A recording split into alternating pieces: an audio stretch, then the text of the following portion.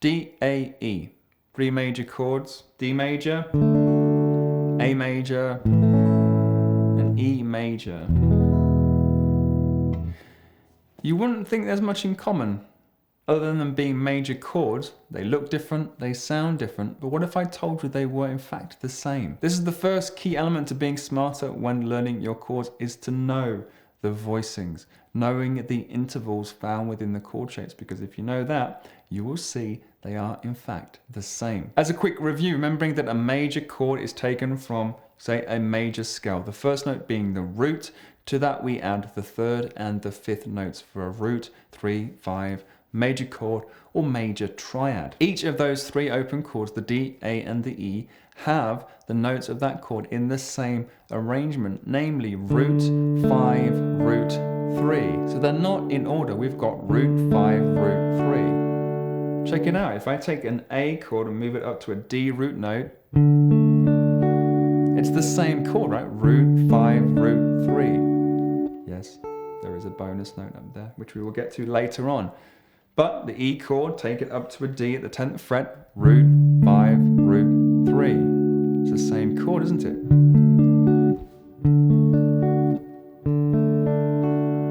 Memorize that, root, 5, root, 3, towards the floor, root, 5, root, 3. These 3 chords, and we can group as one particular chord, what I call in front chords.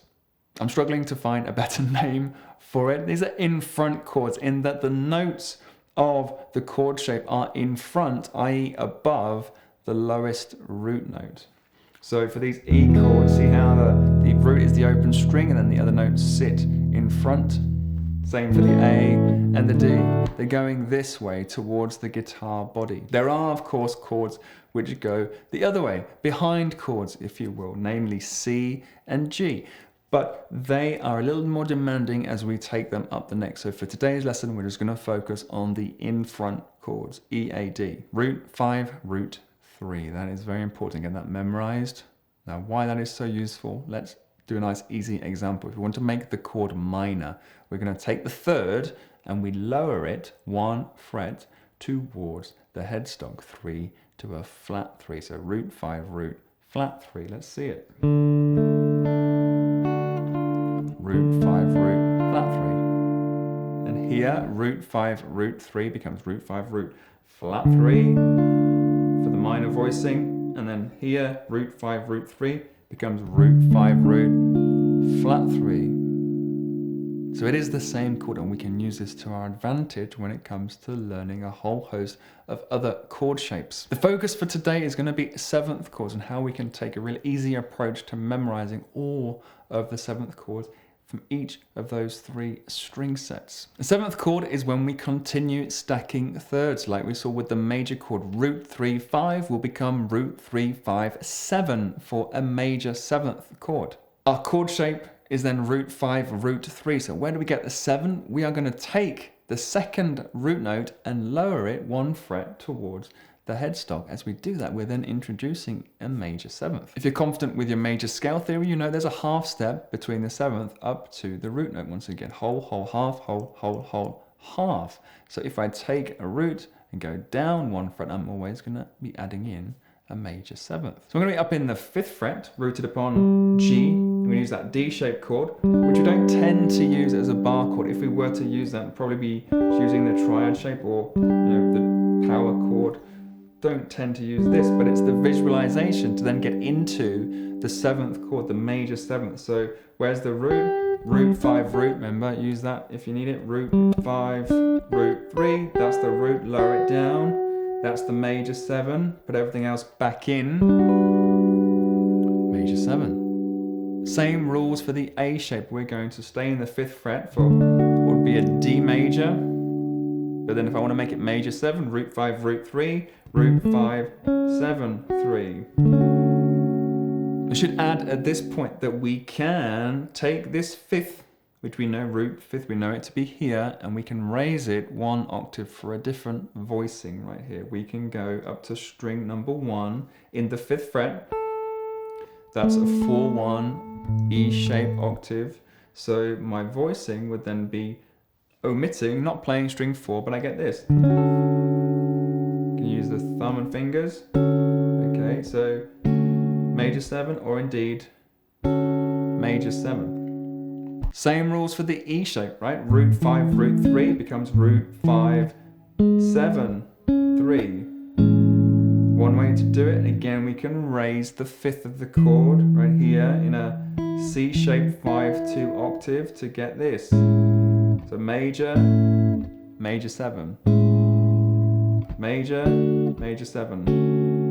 Major, major 7. All right, let's carry on. Next, we can go into what we call the dominant 7th, the bluesy dominant 7th. That starts with a major chord, root 3, 5, but on top of it, we add a flat 7 or a minor 7th. How do we source it? Well, we know we've got root 7 right there, flat 7 on string number 2 at the 6th fret. Bring everything else back in.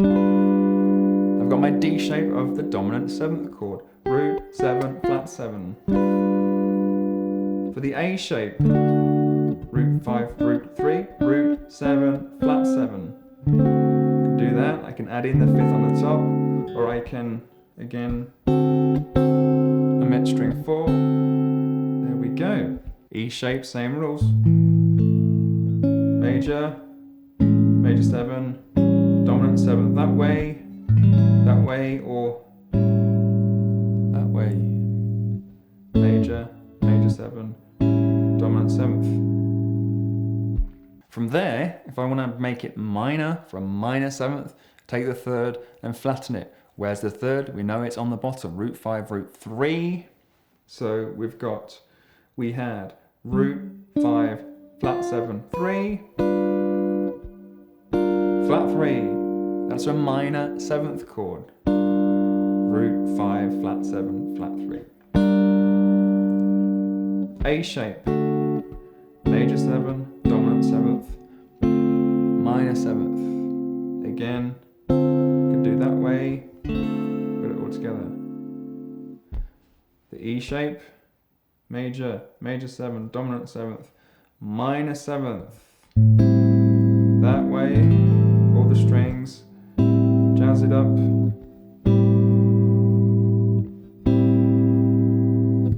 But the 7th and the 3rds, we can also flatten the 5th. You're familiar with the idea of the diminished chord, the diminished triad found upon the 7th of the major scale. If we make that a 7th chord, we get what's called a minor 7, flat 5, or a half diminished 7th, which is when we flatten the 5th from the minor 7th.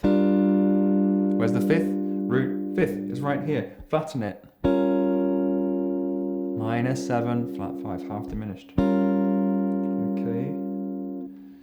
A shape, major, major 7, dominant 7th, minor 7th, 5th, root 5. Just like that. E shape, major, major 7, dominant 7th, minor 7th. The 5th is right on string 2. There. And while we're here, we should probably cover the diminished 7th because it's just one little step away from the minor 7, flat 5. We're going to take the flat 7 and flatten it once again to what you can call a double flat 7 or diminished 7th. When we plug that in, that gives us a diminished 7th chord. Root, flat 5, double flat 7, flat 3. Diminished 7th, just like that. Now, this I see coming from this. And this is my hope for you, that you can see how this has come out of this with this process of flattening the corresponding intervals. Major, major 7, dominant 7, minor 7, minor 7, flat 5, diminished 7th. For the A shape, we were here for the minor 7, flat 5. The diminished 7th will be taking that flat 7, flattening it once again. We're there. Alternatively, let's raise that flat 5 to here, then we get this. For diminished 7th. And again, I relate that to this starting shape, root 5, root 3. And for the E shape, we were right here for the minor 7, flat 5. The flat 7 is just right here. So that would give us a grip looking like this. Or that. But all of that I relate back to this starting shape, root 5, root 3. So that's how I think you can be smarter with your chord shapes. Firstly, realizing that chord shapes are related and they are in fact the same. Whilst they may look different, they are the same. Second thing is to be obviously confident with the chord spellings. You want to know the intervals and how these chords are formed. And the third thing is then to be linking them all up together around one master shape. So for your practice, I would recommend doing exactly as I've done during the lesson. You take a chord form, you identify the root, G major, spell it out, root 5, root 3. Then work your way through the 7th chord. So major 7, root 5, 7, 3. Dominant, root 5, flat 7, 3. Minor 7, root 5, flat 7, flat 3. Minor 7, flat 5, root, flat 5, flat 7, flat 3. Diminished 7th, root, flat 5, diminished 7th, flat 3. Now, of course, we can do more with this. There are more chord voicings that you can plug into these shapes, but I thought that's probably more than enough to keep you busy for the next couple of weeks. If you did get value from the lesson, please don't forget a thumbs up and do consider subscribing if this is your first time here. Remembering as you do so to hit that bell icon not to miss any future lessons. There'll be a tab and fretboard charts available to all members of my Patreon group. You too can help support the channel and get exclusive bonuses for as little as $3 per month. You can find out more about that with the link down below or in the video cards. And if this has piqued your interest in chord theory, you want to check out the Chord Book Volume 1, my ebook, or for my complete guide to fretboard fluency, Guitar Blueprint is the course for you. Both are available in my online store with the link down below or in the video cards. And while you're there, be sure to get your free copy of Fretboard Mastery, my guide to learning the notes of the fretboard in just a few days. Be sure to leave any questions in the comments. You practice well, and I'll see you next time.